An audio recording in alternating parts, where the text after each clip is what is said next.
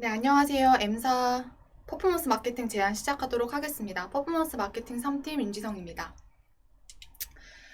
목차와 같은 순으로 진행하도록 하겠습니다. 실제 광고를 집행할 AMPM 글로벌 그리고 퍼포먼스 마케팅 팀 소개 이후에 본격적인 제안 진행하도록 하겠습니다. 이후에 해당 전략으로 성공했던 집행 이력이 있는 사례 공유드리고 실제 전략으로 퍼포먼스 마케팅 진행했을 때 어떤 결과를 나올 수 있을지 시뮬레이션 공유하도록 하겠습니다.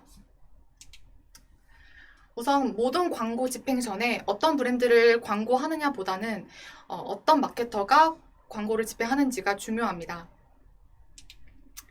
저희 AMPM 글로벌은 지난 2004년 설립을 시작으로 디지털 마케팅 에이전시 시장에서 성장률 1위를 기록하고 있습니다. 그중 각자의 전문성을 토대로 다양한 협업을 이루고 있는 팀들이 있는데요. 그중에서 퍼포먼스 마케팅 팀은 사내 다양한 클라이언트들을 운영하면서 저조했던 성과를 개선시키기도 하고 스pen딩별로 다양한 성과 관리 경험을 축적한 전문 조직입니다. 네, 퍼포먼스 마케팅이라고 하면 마케팅 전체 여정에서 필요한 모든 수치와 데이터를 분석하고 지표를 해석하고 또 마케터 나름의 인사이트를 부여해서 마케팅 성과를 측정하는 가장 기술적이고 효율적인 마케팅 기법이라고 할 수 있습니다. 많은 다양한 마케팅 유형에서 특히나 이 퍼포먼스 마케팅의 중요성이 대두되고 있는 이유는 과거에 특정 제품을 생산하고 있는 이 생산성이 중요했던 시대와 다르게 고객들의 선택 그리고 고객들의 구매 여정이 더 중요해진 시대가 도래했기 때문입니다. 이에 따라서 고도화된 마케팅 전략이 필요한 시대가 되었습니다. 네, 일반적으로 디지털 마케팅을 진행한다라고 했을 때 필요한 마케팅 풀 퍼널은 다음과 같은데요.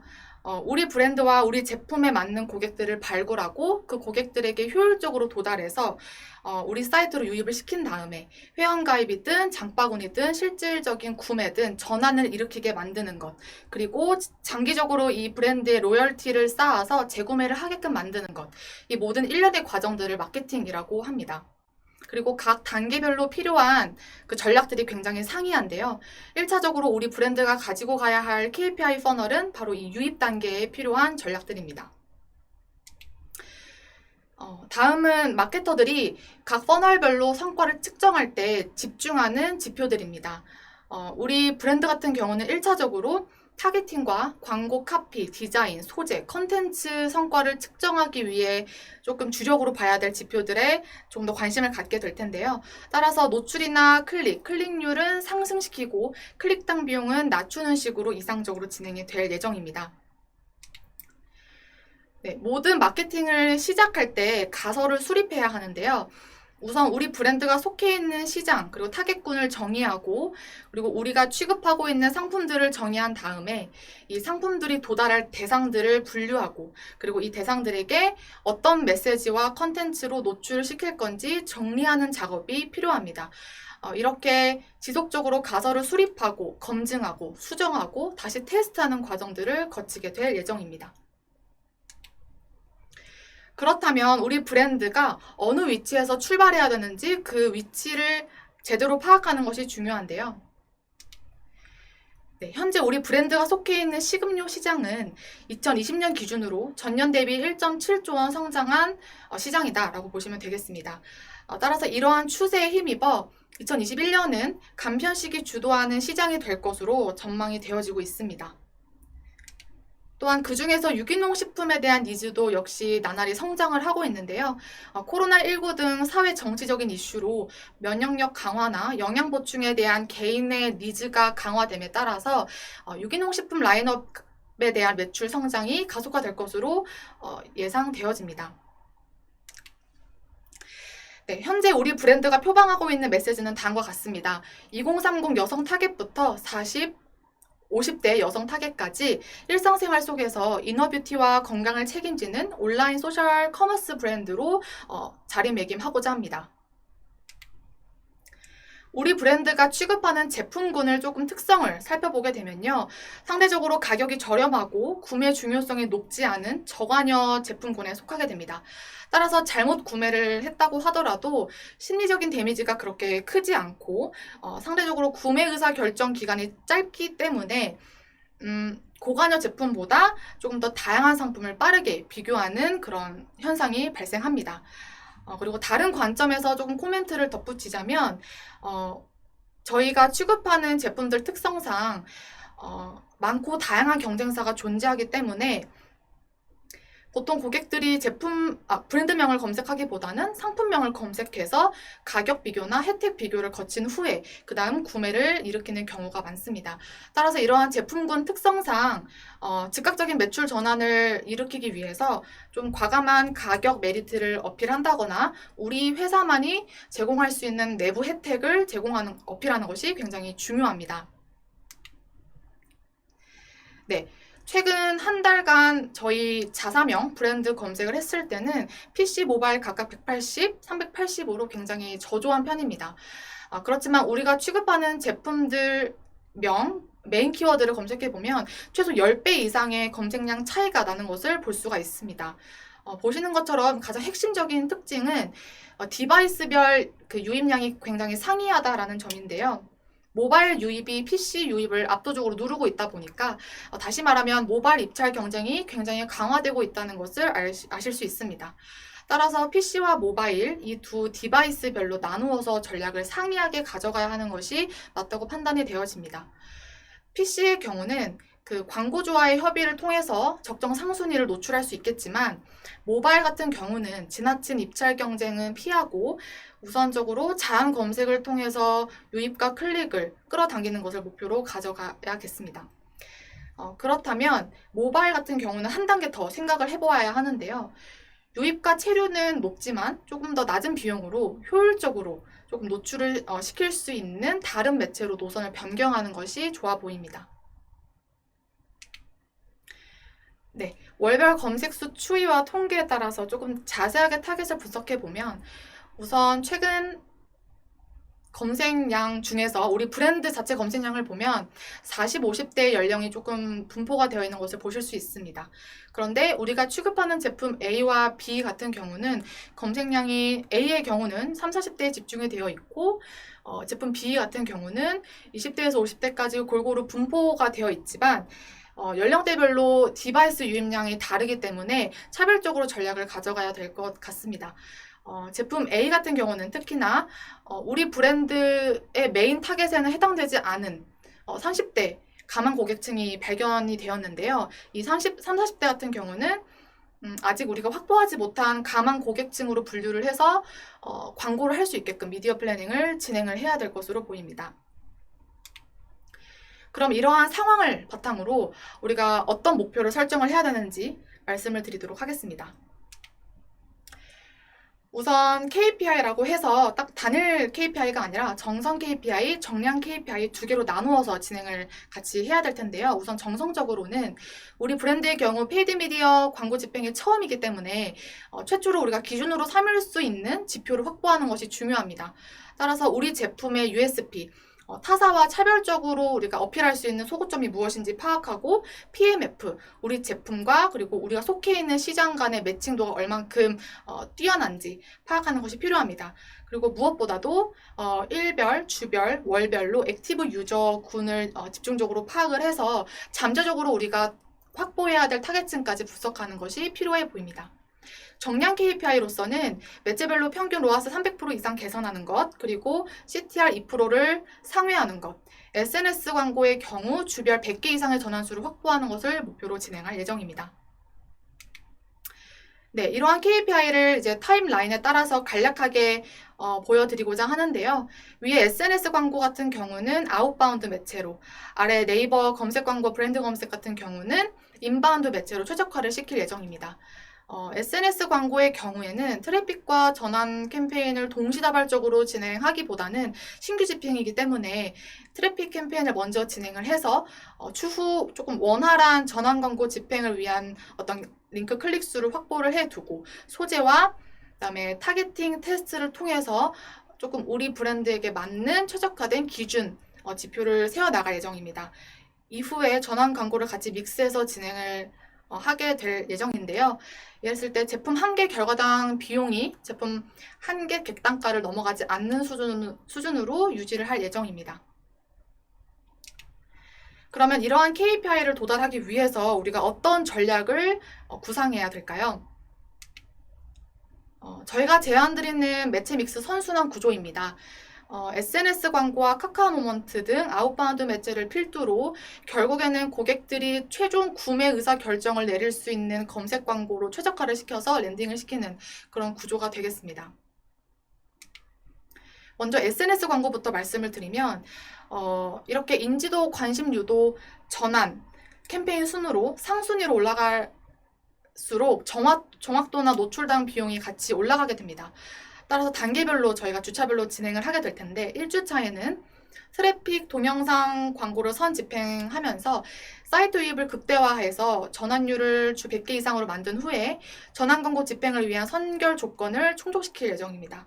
2주차에는 트래픽 30, 전환 70 비중으로 집행을 할 예정이고 전환 광고를 통해서는 구매율이 높은 타겟을 우선적으로 데려오지만 트래픽 광고를 같이 병행함으로써 신규 유입을 확대하면서 자연 전환과 광고로 인한 전환을 동시다발적으로 향상시킬 계획입니다.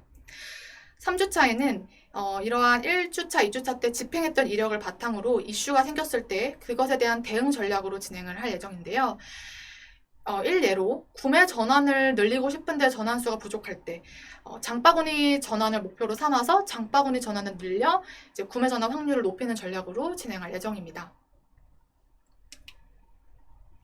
SNS 광고의 핵심 중에 하나가 바로 타겟팅인데요. 앞서 보았던 타겟 분석에서 우리가 판매하는 제품 중 하나인 새싹보리는 검색량이 30, 40대에 주로 집중이 되어 있습니다. 그리고 이 30대 같은 경우는 우리의 가망 고객층으로 끌고 갈 예정이다 라고 말씀을 드린 바 있는데요.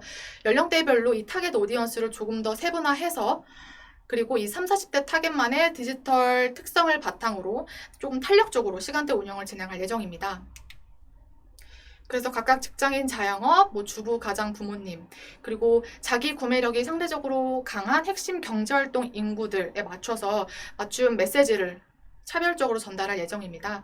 그래서 컨텐츠나 소재 같은 경우는 조금 더 즉각적으로 구매 유도를 하기 위해서 자사에서 제공할 수 있는 조금 과감한 메리트 그리고 이벤트를 기획하여 노출을 시킬 예정이고 조금 더 세분화된 타겟에 맞춰서 섭취 방식을 다각화해서 조금 감성을 건드리고 또 공감대를 형성할 수 있는 그런 소재로 제작을 할 예정입니다. 또 다른 제품군 같은 경우는 검색량이 20대에서 50대까지 좀 골고루 분포가 되어 있었었는데요. 이 역시 연령대별로 조금 어필할 수 있는 그 어필 포인트들을 다각화해서 영상 타입도 그에 맞춰서 차별적으로 진행할 예정이고 또한 지금 시기적으로 연말 연초이기 때문에 이러한 시즈널 영향을 이용해서 컨텐츠를 제작하는 것도 권장을 드립니다. 그래서 20, 30대 같은 경우는 주로 우리가 핵심적으로 공감할 수 있을 만한 감성적인 소재를 제작해서 노출을 시키고 그리고 40, 50대 같은 경우는 이 제품 자체의 특성 그리고 영양 성분을 강조한 컨텐츠로 노출을 시킬 예정입니다.